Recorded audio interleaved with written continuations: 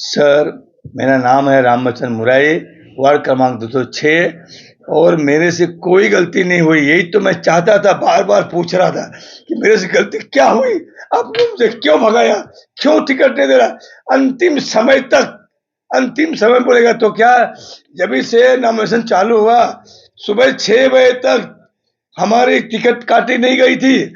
मिलिंद देवड़ा बोल रहे थे बार-बार, मुरारी बैठो, आपका टिकट आप हम कोशिश कर रहे दिला रहे हैं, लेकिन हमारे साथ धोखा किए, अन्याय किया और उन्होंने मेरे अन्याय करके बाहर के आदमी 203 नंबर वार्ड का आदमी परेल से उठा करके हमारे गले में डाला, हमारे वार्ड में लाया। ये वार्ड में प्रकाश चाल के 2 बार का नगर सेवक है, ये विभाग प्रमुख है शशि निकम, उसको दिया जा सकता था। मैं था, इतना सारे काम किया।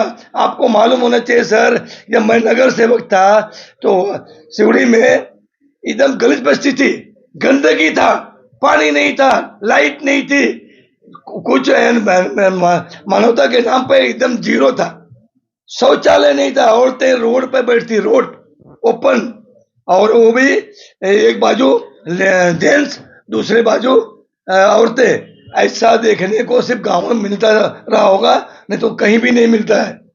ऐसे स्थिति में मैं नगर सेवकी संभाला और उस समय मेहनत करके लोगों की सेवा करके शौचालय, road line, gutter line, Rajiv Gandhi Nagar बाजू में था, उसकी ऐसे टेकरी थी, अगर ऊपर से कोई फिसल जाए तो सीधा नीचे जमीन पे आए, रोड पे आए। वो ऐसे जगह पे हमने काम किया सर, और इतना काम करने के बाद हमारे साथ अन्याय किया गया, और भी अन्याय ऐसा किया गया, धोखे में रख के किया गया। अरे काटना ही है तो बोलो मुरारी जी आपका अमुक गलती हो गई और टिकट मत दो, हमको सहन होगा। लेकिन हमको लास्ट तक बोलते हैं टिकट मिलेगा और नहीं मिलेगा तो हम तुमको दूसरी जगह एडजस्ट करेगा, तुम्हारा कैरियर खराब नहीं होगा।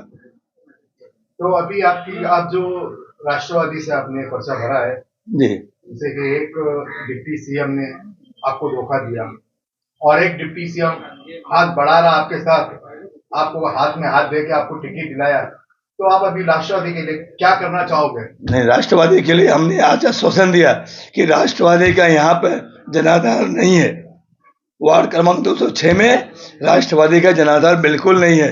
मैं राष्ट्रवादी का जनाधार यहाँ 1 नंबर पर लाऊंगा और ये सीट राष्ट्रवादी चुन के लाऊंगा, जीत दिलाऊंगा उसको।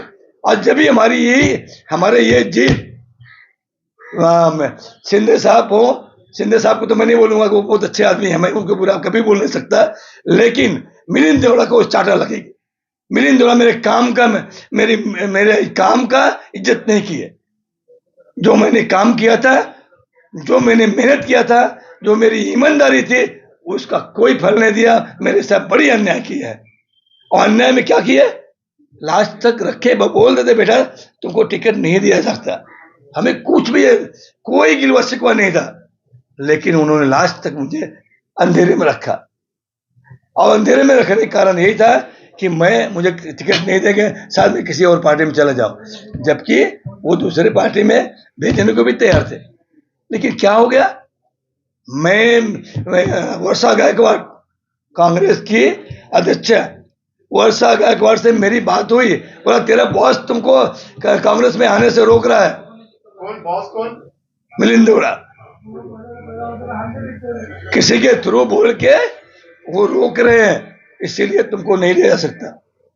फिर मैंने राष्ट्रवादी का अजीत दादा से बात की, अजीत दादा बोला नहीं बेटा तू बहुत अच्छा काम करता, तेरा नाम है।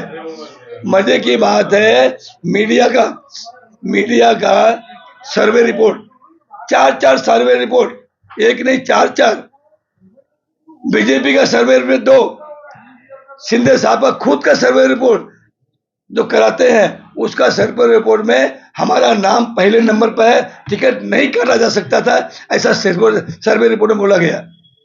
लेकिन नहीं, किस मतलब से काटा गया भाई, कुछ तो बता दो, कुछ तो कह दो ताकि मुझे संतोष हो जाए तो अच्छा लगेगा। मैं मिलिंद देवड़ा के लिए 40 साल का कैरियर कांग्रेस पार्टी में, मैं एकदम लाल में काटो तो ये ब्लड तो निकलेगा, कांग्रेस पार्टी का निकलेगी। ये जो ब्लड निकलेगा काटेगा ना तो कांग्रेस पार्टी खून निकलेगा।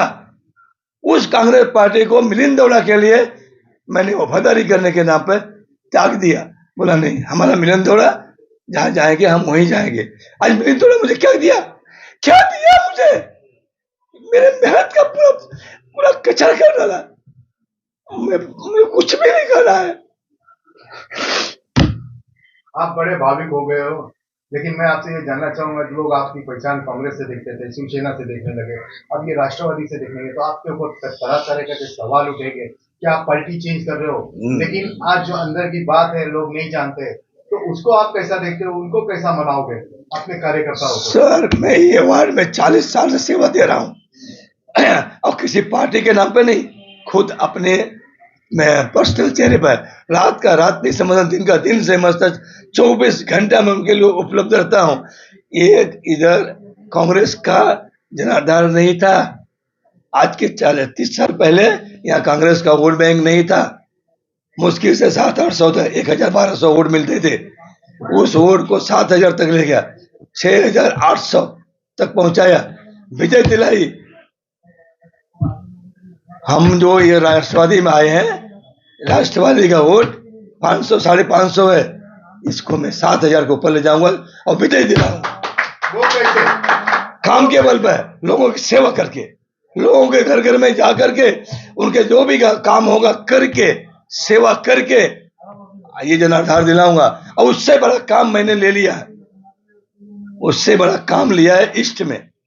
आज 4 महीने से ईस्ट में गरीब जनता रह रही है, उसे कोई देखभाल नहीं हो रहा है। जितने भी नेता आते हैं, राजीव गांधी नगर, गिरिनगर, रामगढ़, सीतागढ़, इंदिरा नगर, भीमनगर, ये सारी एरिया है जो बीपीटी पोर्टर्स की एरिया है।